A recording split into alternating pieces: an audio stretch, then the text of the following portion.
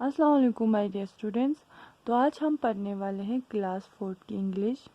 तो फिर एक पोइम था जो कि था द रिवर, पेज नंबर 106 पे। ये पोइम हमने ख़त्म कर लिया था।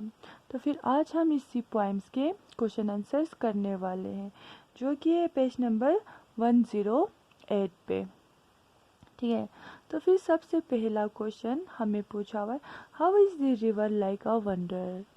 ये जो रिवर है वो बगैर रीजंस के क्यों चलते रहता है। ठीक है।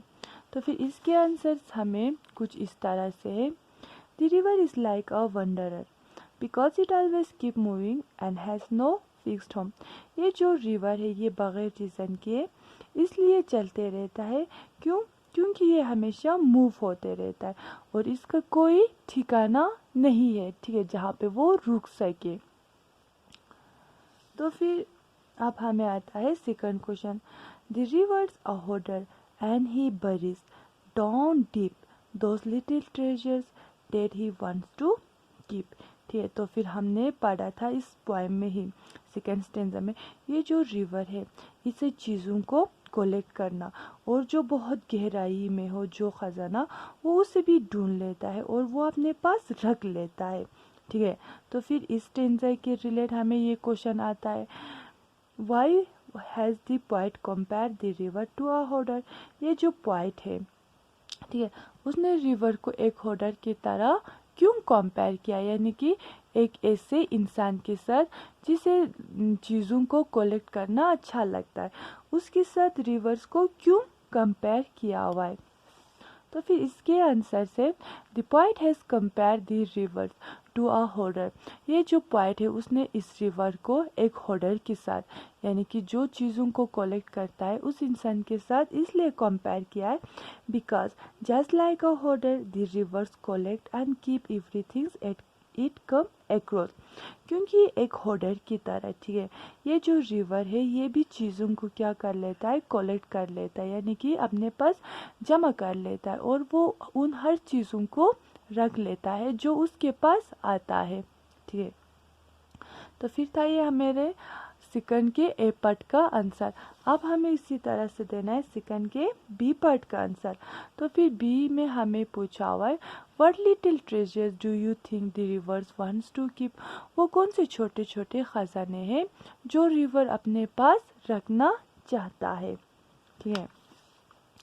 The little treasures that the rivers wants to keep are all the things that held values to someone but get dropped in the river। तो फिर वो छोटे छोटे खजाने वो चीज़ें हैं जो कभी क्या उस रिवर में आता है, ठीक है, और वो रिवर अपने पास रख लेता है। ठीक है। जैसे कि मेरे पास कोई चीज़ हो और अगर वो उस दरिया में गिर जाता है तो फिर वो रिवर क्या कर लेता है, मेरे उस चीज़ को अपने पास रख लेता है। ठीक है। तो फिर जो मेरा चीज़ वो गिरा था वो तो मेरे लिए वैल्यू था, ठीक है, यानी कि उसकी मेरे पास कुछ कीमत था। तो फिर क्या किया उसने, उस रिवर ने मेरे उस चीज़ को अपने पास रख लिया। तो फिर इसका आंसर यही है। तो फिर थर्ड क्वेश्चन हमें पूछा और pick up words from the poem that shows that the river always keeps moving. हमें इसी पोएम्स में से कुछ ऐसे वर्ड्स उठाने हैं जिससे हमें ये पता चलता है कि ये जो रिवर है वो हमेशा क्या मूव होते रहता है। ठीक है। तो फिर हमने कुछ ऐसे लिखे हुए इसके answer, the words like wonder, nomad, tramp tell us that the rivers always keep moving. ठीक है। जैसे कि हमने इस पोएम्स में पढ़े थे कुछ वर्ड, जैसे river is like a wonder, nomads, tramp. ठीक है। ये चीज़ें हमें बोलता है कि ये जो रिवर है वो हमेशा मूव होते रहता है, जैसे नोमैड्स एक आदिवासी की तरह, ट्रैम्प की तरह, वंडर की तरह, ठीक है, उनकी तरह ये रिवर्स क्या होते रहता है, मूव होते रहता है। The same has been said through lines like, और इसी तरह से इन चीज़ों को इस लाइन्स में कुछ इस तरह से बोला हुआ है, जैसे he doesn't choose one place to set up his camp और he just can not be still. जो ये मतलब रिवर है वो कोई एक जगह चूज़ करना नहीं चाहता है, यानी कि वो किसी एक जगह पे रहना नहीं चाहता है। ठीक है। और ना ही वो किसी एक जगह जाके रुकता है। ठीक है।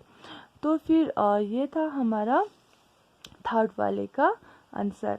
तो फिर ये फोर्थ और फिफ्थ का आंसर है, वो हम आगे आने वाले वीडियोस में करेंगे। बाकी मुझे उम्मीद है कि आप लोगों ने फर्स्ट सेकंड थर्ड क्वेश्चन समझ लिया होगा। Have a good day to you all. Thank you so much for listening.